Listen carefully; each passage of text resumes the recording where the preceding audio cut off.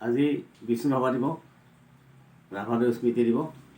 আৰু আজি এই দিৱসত মই দোতাৰাত ৰাভাদেৱ এটি গীত বজাম। ভুল হোৱাটো স্বাভাৱিক, ভুল হ'লেও কোনেও যাতে দায়িত্ব নধৰে, দোষটো আঙুলিয়াই দিলে মই বৰ সুখী হ'ম।